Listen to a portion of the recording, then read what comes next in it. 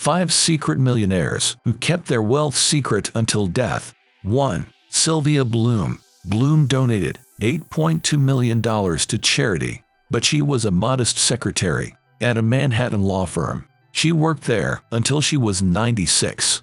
For 67 years, she rode the subway every day to work, all the time. As a secretary, she would balance her boss's checkbooks. She invested in the same stocks as the lawyers she worked for. Bloom died in 2016, at the age of 97. In her will, some of her fortune was left to her family, but most of it went to educational and other programs.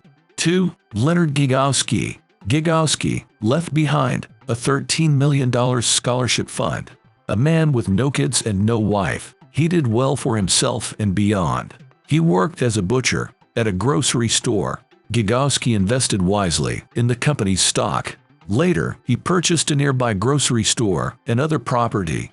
Gigowski was a strong believer in Catholic education. He saved his money with the intent of donating as much as he could. His fund helps cover students' yearly tuition payments at St. Thomas More. Gigowski celebrated his 90th birthday in 2015 at this college. That same year, he refused cancer treatment. 3. Ronald Reed. Ronald was first in his family to graduate from high school. He was an American soldier during World War II.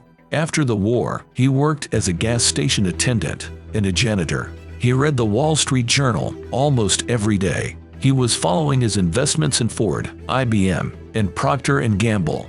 Reed watched his money carefully and rarely touched it. Reed's frugality was sometimes mistaken for actual poverty. He could wear tattered clothes. He could leave his car where there were no parking meters.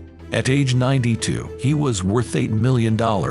He left nearly $6 million of his fortune to his local library and hospital. 4. Kathleen and Robert McGowan.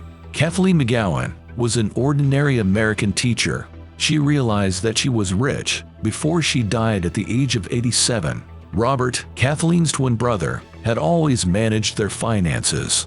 They lived together in the same house. After Robert's death, Kathleen turned to a law firm for help. As she managed her estate, a lawyer asked how much it might be worth. Kathleen guessed around $40,000, but the real worth was almost $6 million. Robert McGowan, who never married, had left more than $5 million. Kathleen was shocked and decided to turn to charity. She donated $5 million to 15 organizations. These were educational institutions and nursing homes. The rest of the money went to gifts for relatives and neighbors. 5. Gladys Home.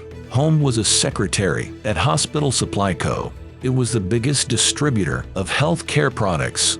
Home's estimated income was $15,000 a year. She lived alone in a modest 2-bedroom apartment. She had no children and relatives, but Gladys had a fortune in the stock market. She earned a lot of money with guidance from her boss. She smartly bought shares and made investments. Her one apparent luxury was a classic red Cadillac Eldorado. She retired in 1969 after 41 years of work. Gladys left $18 million to a children's hospital.